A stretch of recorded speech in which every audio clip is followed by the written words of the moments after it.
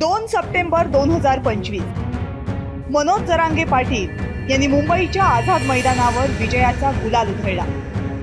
या गुलालाचे रंग हवेतून विरण्याआधीच मनोज जरांगे पाटील मुंबईतून रवाना झाले। मुंबईसह राज्यभरात जल्लोष झाला, पण या जल्लोषाला काही तास उलटायच्या आतच विरोधाचे सूर ऐकू यायला लागले। हैदराबाद गॅजेटच्या विरोधात तुम्ही कोर्टात जाणार आहात असं कळतंय?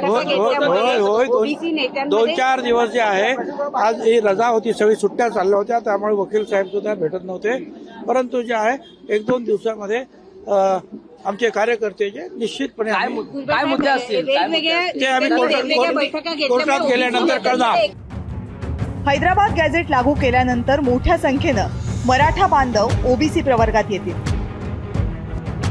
त्यामुळे ओबीसींच्या मूळ आरक्षणाला धक्का लागेल असा ओबीसींचा आरोप आहे आणि म्हणूनच ओबीसींकडून सरकारच्या निर्णयाला आव्हान दिलं जाणार आहे। काही मराठा बांधवांनी सुद्धा मनोज जरांगेंनी सरकारच्या जीआरवर समाधान मानायला नको होतं असा आरोप केलाय, पण मनोज जरांगेंनी या सगळ्यांना उत्तर दिलं।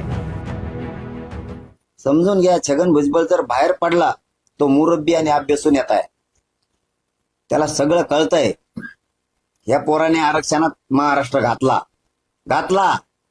तेव्हा आता ओबीसीची बैठक घेतोय अशी पत्रकारांचं म्हणणं आहे, मला माहित नाही, पण गेले मराठे आरक्षणात गेले हे 100% आता सिद्ध झालेलं आहे। मनोज जरांगे पाटील हे राजकीय नेतृत्व नाहीये, ते आंदोलनामधून तयार झालेलं नेतृत्व आहे। ग्रामीण मराठवाड्याची नस त्यांनी नीट ओळखली आहे। त्यांची ग्रामीण जीवनशैली आणि ग्रामीण भाषा मराठा समाजाला प्रचंड भावली आहे। शिवाय सावधपणे राजकीय भूमिका कशा घ्यायच्या याचीही आपल्याला चांगली जाणीव असल्याचं जरांगेंनी अनेकदा दाखवून दिलंय। मनोज जरांगेंची नेतृत्व शैली आणि त्याला मिळणारा पाठिंबा हे महाराष्ट्रामध्ये नवं राजकीय नेतृत्व निर्माण करू शकतं असा अनेकांचा होरा आहे। याबाबतच्या चर्चा तशा वर्षभरापूर्वी सुरू झाल्या होत्या, पण लोकसभा आणि विधानसभा निवडणुकीदरम्यान त्या चर्चाच राहिल्या।